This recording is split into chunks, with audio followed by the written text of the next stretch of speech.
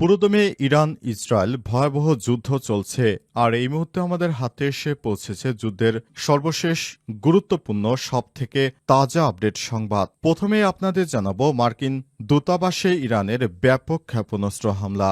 ইসরায়েলকে লক্ষ্য করে আজ আবারও ব্যাপক ক্ষেপণাস্ত্র হামলা চালিয়েছে ইরান। এই হামলায় ইরানের রাজধানী তেল আবিব এবং বন্দরনগরী হাইফার অন্তত ৫ জন নিহত এবং অনেকেই আহত হয়েছে। হামলায় ঘরবাড়িতে অগ্নিকাণ্ড ও বিদ্যুৎ কেন্দ্রের ব্যাপক ক্ষয়ক্ষতি হয়েছে। মার্কিন দূতাবাসকেও ঘুরিয়ে দিয়েছে ইরান। এরপর জানাবো মোসাদের হয়ে গুপ্তচরবৃত্তির অভিযোগে মৃত্যুদণ্ড কার্যকর করল ইরান। ইসরায়েলি গোয়েন্দা সংস্থা মোসাদের হয়ে কাজ করার অভিযোগে ইরান ইসমাইল ফিকরি নামে এক মুসলিম যুবকের মৃত্যুদণ্ড কার্যকর করা হয়েছে আজ সুপ্রিম কোর্টে। তার বিরুদ্ধে আনীত অভিযোগ প্রমাণ হওয়ার পর ইরান এই সিদ্ধান্ত নিয়েছে। জানাবো ইসরায়েলকে যে হুঁশিয়ারি দিল পাকিস্তান। ইসরায়েল যদি ইরানের উপর পরমাণু বোমা ফেলে তাহলে পাকিস্তান ইসরায়েলের উপর পরমাণু হামলা চালাবে বলে জানিয়েছে ইরানের এক শীর্ষ সেনা কর্মকর্তা। ইরানি রেভলিউশনারি গার্ডের জেনারেল মোহসেন রেজাই এমন বক্তব্য দিয়েছেন, খবর এনডিটিভি। এদিকে তুরস্ক, সৌদি, ইরান, পাকিস্তান মিলে ইসলামিক আর্মি গঠনের প্রস্তাব। মধ্যপ্রাচ্যে ইসলামিক সেনাবাহিনী গঠনের প্রস্তাব দিয়েছে ইরান। দেশটি বলছে সৌদি আরব, পাকিস্তান, তুরস্ক আরও কয়েকটি দেশ নিয়ে এই সেনাবাহিনী গঠন করা হবে।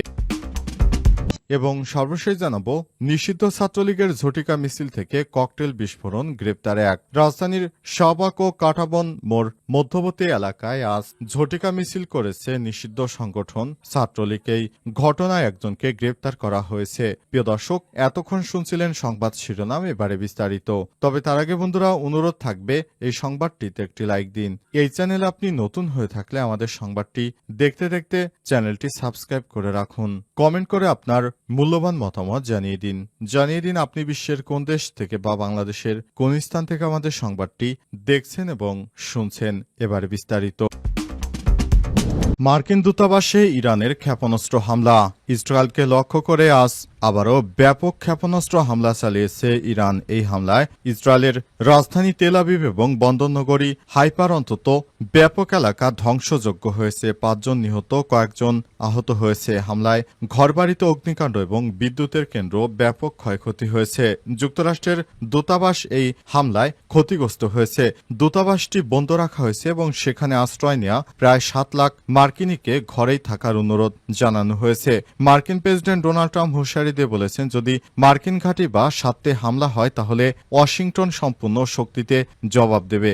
অপরদিকে ইরান পিছু হটেনি। তারা বলছে মধ্যপ্রাচ্যে ইসলামিক সেনাবাহিনী গঠন করে তারা লড়াই অব্যাহত রাখবে। ইরানে আরেক নেতা মোহসেন রেজাই বলেছেন সৌদি আরব, পাকিস্তান ও তুরস্কের সঙ্গে নিয়ে তারা এই সেনাবাহিনী গঠন করবে। এদিকে ইসরায়েলি হামলায় ২২৪ জন নিহত এবং ১৫০০-এর বেশি মানুষ আহত হয়েছে বলেছে ইরান। বিশেষজ্ঞরা বলছেন এই সংঘাত আরও বিস্তার লাভ করার আশঙ্কা তৈরি হয়েছে। দখলদার ইসরায়েলি বাহিনীকে কোনোভাবেই ছাড় দেবে না ইরান, তাই সরাসরি এখনও ইরানে ব্যাপক হামলা চালিয়ে যাচ্ছে ইসরায়েলি বাহিনী। ইসরায়েলের এই হামলায় দখলদার ইসরায়েলি বাহিনী পিছু হটতে বাধ্য হচ্ছে। দখলদার ইসরায়েলি বাহিনীকে এখন আর কোনো ছাড় নয়, সরাসরি জানিয়েছে ইরান। মোসাদের গুপ্তচরের মৃত্যুদণ্ড কার্যকর করল ইরান।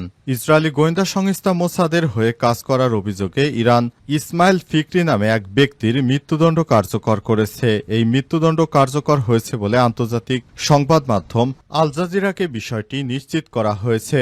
ইরানের বিচার বিভাগের সংবাদ মাধ্যম মিজান অনলাইন জানায়, দেশটির সুপ্রিম কোর্ট ফিকরির বিরুদ্ধে মোসাদের হয়ে গুপ্তচরবৃত্তির অভিযোগ প্রমাণিত হওয়ার পর তাকে মৃত্যুদণ্ড দেওয়া হয়েছে। প্রতিবেদনে বলা হয়েছে ইসমাইল ফিকরি ইরানের শত্রু রাষ্ট্রগুলোর কাছে গোপন ও সংবেদনশীল তথ্য সরবরাহ করছিলেন। তদন্তে জানা গেছে তিনি মোসাদের দুটি কর্মকর্তার সঙ্গে সরাসরি যোগাযোগ করছিলেন। ২০২৩ সালে ডিসেম্বরে ফিকরিকে গ্রেপ্তার করা হয় এবং তার বিরুদ্ধে আনুষ্ঠানিকভাবে অভিযোগ আনা হয়। মিজান অনলাইন আরও জানিয়েছে এই মৃত্যুদণ্ড মোসাদের গোয়েন্দা কার্যক্রমের জন্য একটি গুরুতর ধাক্কা হিসেবে বিবেচিত হচ্ছে। এই ধরনের শাস্তির ফলে ইরানের কোনো মানুষ আর ইসরায়েলের হয়ে গুপ্তচর বৃত্তি করতে পারবে না। অনেকেই ইসরায়েলের হয়ে গুপ্তচর বৃত্তি করছে ইরানে বসবাস করে। আমাদের মুসলিমদের মধ্যে এতটা নেমক হারাম কতটা হতে পারে যে তারা মুসলমান হয়ে তারপরও ইহুদিবাদীদেরকে আশ্রয় প্রশ্রয় দিচ্ছে, তাদের হয়ে কাজ করছে, তাদের সমস্ত তথ্য জানিয়ে দিচ্ছে। এগুলোই হচ্ছে বাংলাদেশের মুনাফিক। এই মুনাফিকদের কারণে বাংলাদেশে যেমন নবাব সিরাজউদ্দৌলার পতন হয়েছিল, তেমনি ইরানেরও এসব মুনাফিকের কারণে ইরানের অনেক ধ্বংসযজ্ঞের মুখোমুখি হয়েছে ইরান। এগুলো থেকে ইরানকে অবশ্যই বাঁচিয়ে রাখতে হবে। সেজন্য তারা মোসাদের এজেন্টদেরকে এক এক করে শাস্তির আওতায় নিয়ে আসছে, তাদেরকে ধরে ধরে জেলে পাঠানো হচ্ছে। মোসাদের এজেন্টরা আর বাঁচতে পারবে না, তাদেরকে গ্রেপ্তার করতে হবে এবং ফাঁসিতে ঝুলিয়ে হত্যা করা হবে। নিষিদ্ধ ছাত্রলীগের ঝটিকা মিছিল থেকে ককটেল বিস্ফোরণ, গ্রেপ্তার এক। রাজধানীর শাহবাগ ও কাঁটাবন মোড় মধ্যবর্তী এলাকায় আজ ঝটিকা মিছিল করেছে নিষিদ্ধ সংগঠন ছাত্রলীগ। এই ঘটনায় একজনকে গ্রেপ্তার করেছে শাহবাগ থানা পুলিশ। মিছিল চলাকালে শাহবাগ সড়ক সংলগ্ন বঙ্গবন্ধু হলের পকেট গেটের সামনে একটি ককটেল বিস্ফোরণের ঘটনা ঘটে। এতে স্থানীয় বাসিন্দা ও শিক্ষার্থীদের মধ্যে আতঙ্ক ছড়িয়ে পড়ে।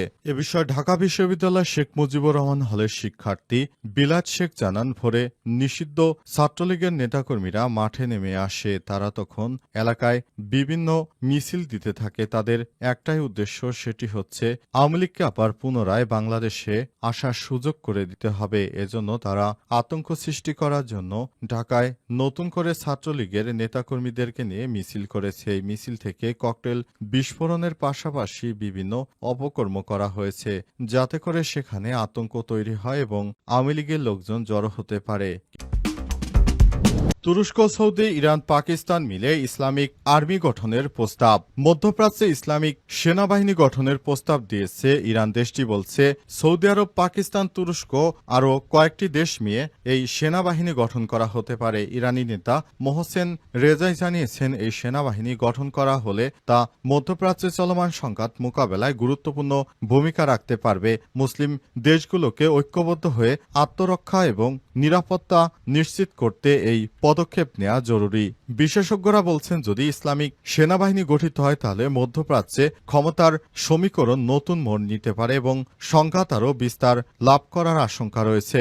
এদিকে ইসরায়েলকে লক্ষ্য করে আজ আবারও ব্যাপক হারে ক্ষেপণাস্ত্র হামলা চালাচ্ছে ইরান। এই হামলায় ইসরায়েলের রাজধানী তেল আবিব ও বন্দরনগরী হাইফায় অন্তত ৫ জন নিহত ও আহত হয়েছে এবং সেখানে আশ্রয় নেওয়া প্রায় ৭ লাখ মার্কিনীকে ঘরেই থাকার অনুরোধ জানানো হয়েছে। মার্কিন প্রেসিডেন্ট ডোনাল্ড ট্রাম্প হুঁশিয়ারি দিয়ে বলেছেন, যদি মার্কিন ঘাঁটি বা সাথে হামলা করা হয় তাহলে ওয়াশিংটন সম্পূর্ণ শক্তিতে ইরানে হামলা চালাতে শুরু করবে। ইরান যদি এখনো চুপচাপ বসে থাকে তাহলে এটি কোনোভাবেই মেনে নেওয়া যাবে না যে ইরানকে আমরা কিছুই করতে পারবো না, কিন্তু ইরানকে আমরা শায়েস্তা করব। এজন্য ইরানের বিরুদ্ধে ব্যাপক হুঙ্কার দিচ্ছে মার্কিন যুক্তরাষ্ট্র।